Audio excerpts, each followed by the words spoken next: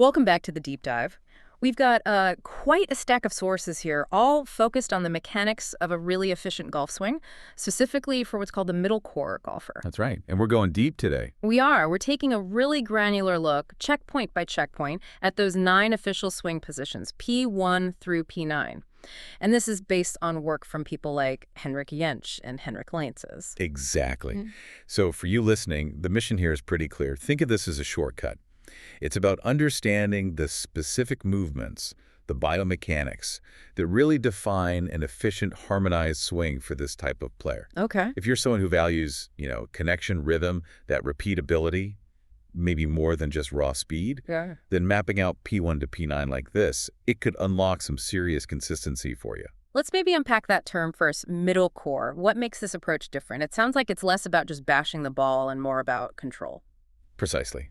The repeatability, it comes from synchrony. It's all about that harmonious relationship, that dance between the upper and lower body. Okay, harmony. So we're talking rotational balance, connection, keeping things on a consistent swing plane. Yeah, a moderate plane, nothing too extreme. It means structure. The actual framework of the swing is absolutely critical. What structure it is. Let's start at the beginning then. Makes sense. Structure always starts before you even move. So P1, the address position, that's our neutral starting point. For the middle core golfer, this needs to look athletic, balanced, but importantly, achieved without a lot of effort or tension. Think of moderate tilt from the hips. Moderate tilt, meaning? Just enough so your arms can hang naturally, The spine will be angled forward but comfortably. Right. I think a lot of golfers, myself included, sometimes who either bend over way too much or stand almost bolt upright. That's common. But the details Jentsch and Lienz point out are, well, they seem simple, but they're really crucial. Like the arm and hand position. Exactly. Arms relaxed, hanging neutrally. Hands pretty much directly under the shoulders. Yeah. And the base, your feet, needs to be solid. How solid? Weight distributed evenly across the balls and the heels of both feet. That gives you a stable platform for rotation, not for swaying side to side. Okay, stable base, natural hang. What's like the one absolute key, the non-negotiable part of P1 for this type of player? It's probably the chin position. The sources really stress keeping the chin slightly up, away from the chest. Slightly up. Why is that so important? Well, it seems small, right? Yeah. But it frees up space. It allows for a full, uninhibited shoulder turn right from the start. So if your chin is tucked down. Your shoulder turn gets restricted, or maybe flattens out, or your head dips. Any of those things cause disconnection immediately. And that initial connection, torso and arms working together, that's everything for this approach. That totally makes sense. Okay, P1 structure is set. Now we move into P2, the start of the backswing. The goal here, you said, is a connected move. You get to move, exactly. It's about getting everything moving together in one piece. One piece. So the club, hands, arms, torso. Yeah, all starting back together. You want to minimize any sort of independent wrist flick or hand manipulation right at the start. The takeaway path should feel smooth, neutral, keeping that moderate plane angle we talked about. Where should the club head be relative to the hands? Ideally, it stays in line with the hands, or maybe just a fraction outside them as it moves back. Okay, and crucially, what's the lower body doing? Or maybe what isn't it doing? Because I think a lot of amateurs, they get those hips spinning way too early. That's a really key distinction. For the middle core player, yes, the chest rotates with the arms, definitely.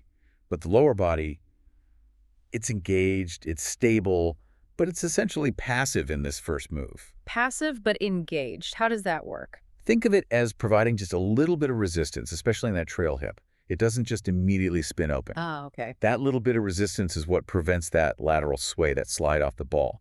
And it lets the upper body start to coil to build that tension against the stable lower body foundation. Right. So we've started the coil against that resistance. Now we get to P3. That's when the lead arm is parallel to the ground. You called this the wrist hinge checkpoint. What should you be looking for here if you're trying to follow this middle core model? Okay, P3. First thing, check that lead arm. Is it still closely aligned with your chest midline? That confirms you've maintained that connection. Connection, check. What about the club shaft? The shaft should be pointing roughly near or maybe just under your shoulder line. This shows you're setting that moderate plane angle correctly. It's not too steep, not too flat. Got it. But you mentioned the type of wrist hinge is important here. Yes, absolutely. The sources highlight a clear horizontal wrist hinge setting in at P3. Horizontal hinge. Okay, why is that specific type of hinging so critical? What's the difference compared to, say, a more vertical hinge? Well, this is a huge factor for consistency and repeatability. A horizontal hinge naturally encourages the club to shallow out a bit earlier, setting it on the right path down. Whereas a vertical hinge, Can often lead to the club getting too steep or maybe laid off behind you, and then you have to make some kind of compensation, some manipulation coming down. The whole middle core idea is to avoid that. makes sense. Minimize compensations. Exactly. So setting that horizontal hinge correctly at P3 helps keep the club beautifully on that moderate plane throughout the swing. That sounds like pure efficiency. And you also mentioned the trail elbow. Right. It should be starting to fold, but gently. Yeah. Crucially, it needs to stay in front of your rib cage, not flying behind you. Keeping it in front. That looks really compact, connected. It is. It keeps the arm structure linked to the torso's rotation. So what you get at P3, ideally, is this beautifully balanced coiled frame. Torso and pelvis rotating together in harmony while maintaining that good posture you set up back at P1. Okay, beautiful coil building, which leads us nicely into P4, the top of the backswing. This is where we define that X factor. The key word you used before was compact. What does that look like structurally? Are there numbers we should aim for? Yeah, compact is the feeling. You want to be fully coiled, but without getting excessively long or letting the club drift across the line at the top. So where should the hands end up? Ideally, over the trail shoulder. And the lead arm will be across the chest, but again, at a moderate elevation. Not too high, not too flat. But the real magic of P4, like you said, is that rotational split, the X factor. The difference between shoulder turn and hip turn. Remind us why this specific amount of separation is considered so efficient for the middle core player. Okay, so the target numbers are: shoulders rotate about 90 degrees relative to the target line. Maybe a touch more, but around 90 is good. Meanwhile, the hips turn significantly less, around 40 to 45 degrees. 90 shoulder, 40, 45 hip. That difference, that separation, that's the stored energy. That's your efficient X factor. And efficient is key here. Meaning? Meaning you're getting maximum separation, maximum potential power storage without messing up your spine angle or losing stability. If your hips turn too little, you restrict the backswing. Too much, and you lose that tension, the coil leaks energy, and you get unstable. So that 90-40-ish split is the sweet spot. It really is. Yeah. Especially for the player who prioritizes hitting the center of the club face consistently, which is the hallmark of the middle core approach. Okay, so P4 is peak storage. We need to do a quick stability check here too, right? Spine angle maintained, lower body stable. Absolutely. Spine angle should look very similar to address, Right. and the lower body shouldn't have swayed laterally outside the trail foot. You've built the tension, now you're poised to release it. Right, changing direction, time to unlock all that energy we just stored. Right. P5 is the transition and the start of the early downswing.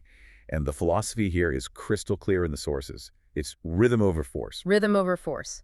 Okay, that transition move is where so many golfers mess things up. It needs to be smooth. How does the middle core player start down without just yanking the club from the top? Great question. It starts with a combined rotation of the torso and the lower body. It's not just a violent hip slide or spinning the shoulders first. Combined rotation, so they work together. Yes, the feeling should almost be that the lower body initiates. Kind of starts the engine, but the torso joins in almost immediately. And crucially, the hands and arms, they drop slightly, almost passively at first. Passively. That's hard. Every instinct is to hit from the top, to fire the hands right away. I know, it takes discipline. But that passive initial drop is vital.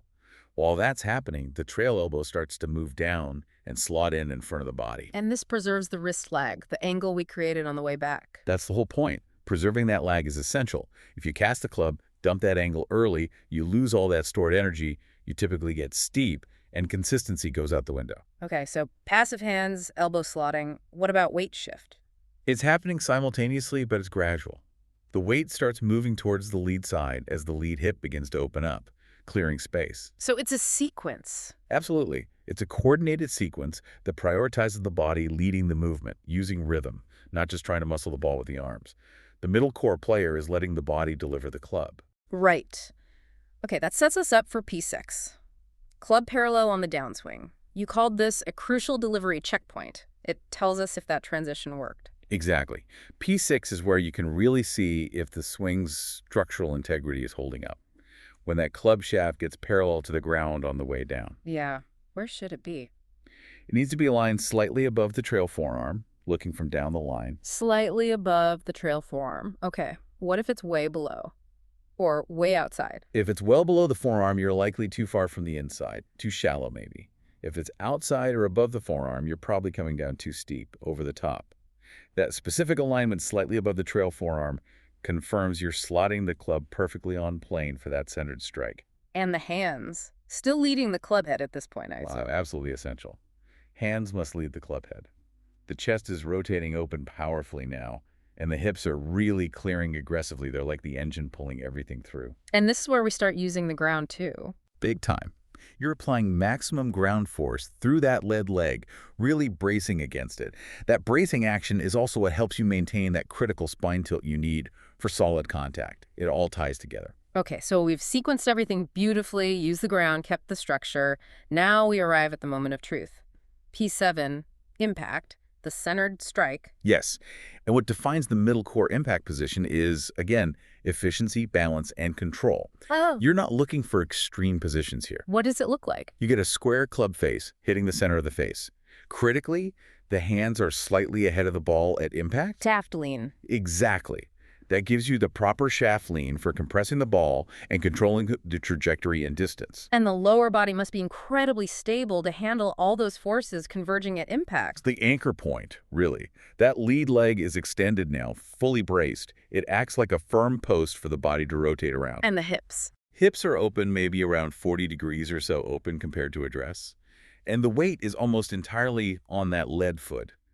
You might see the trail heel just starting to lift off the ground. What does that trail heel lifting tell us? It's a great visual confirmation that energy has transferred fully through the ball and towards the target.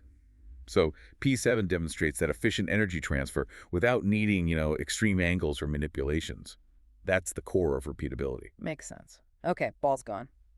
We move immediately into P8, the post-impact extension, sometimes called the connected release. What's happening right after the strike? It's a natural continuation. The club and arms extend down the target line, but they're being driven by the body's continued rotation. It's not an independent arm swing. Okay. What about the arms themselves? The trail arm will straighten fully through this point. Yeah.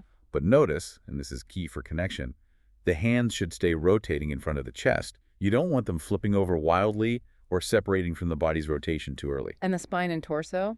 The spine is actually extending slightly upward now, coming out of that impact posture. And the torso just keeps rotating until the chest is facing the target. That upward spine extension. Why is that important? It sounds like it helps slow things down naturally. It does. It's connected to that bracing action of the lead leg at P7. It helps the body decelerate smoothly without kind of collapsing or falling over after the hit. Right. Which brings us, finally, to P9, the finish position. Needs to be balanced and upright, right? This is like the final proof that the whole sequence worked. It's the ultimate visual check, absolutely. If the finish looks awkward or off balance, something likely went wrong earlier in the chain. Definitely a red flag. For sure. Yeah. A good middle core finish is controlled, poised. The club usually wraps around the back or maybe finishes over the lead shoulder. Yeah. Chest is fully facing the target or even slightly left of it for a righty. And the final checks. Spine, nice and tall, fully extended. And that trail foot is right up on its toe, with the heel pointing towards the target, showing a complete weight transfer and rotation. So it's a finish that really reflects a swing that was led by rhythm, structure, and that full body coordination we've been talking about. Exactly. No sign of excessive over-rotation, no collapsing, no instability, just balanced control. Wow. Okay, so we've literally walked through all 9 positions, P1 to P9, from that neutral start right through to the balanced end. Thinking about the golfer listening, the one who wants more consistency, what's the real takeaway from this detailed breakdown? I think the key advantage, the big idea behind the middle core approach is that it's a system built on synchrony. It's not built on trying to manipulate the club or generate maximum speed at all costs. Synchrony over speed manipulation. Right. By focusing on these specific checkpoints, we discussed things like that moderate hip tilt at P1, getting the horizontal hinge right at P3, achieving that specific rotational split, the X factor. At P4, the swing becomes about structure and efficiency. Less about effort, more about using the body correctly. Precisely. You're leveraging the body's natural coiling and uncoiling sequence to get predictable, repeatable results. You're not trying to overpower the ball with just arm or hand muscle, which is almost always where that inconsistency creeps in. Okay, so we've mapped out these 9 mechanical checkpoints that define this efficient, repeatable swing. That really sets up an interesting question for you, the listener, to think about in your own game. Hmm. We spent some time on that ideal X-factor split at P4, that 90 degrees of shoulder turn against maybe 40, 45 degrees of hip turn. So the question is, how does focusing specifically on maintaining that relationship between the terms, that stored tension, how does that fundamentally change your mental approach to generating power? Is power something you actively create in the downswing, or is it more about just releasing the tension you successfully built and stored between P2 and P4? That structural tension is the potential energy, just waiting, something to ponder.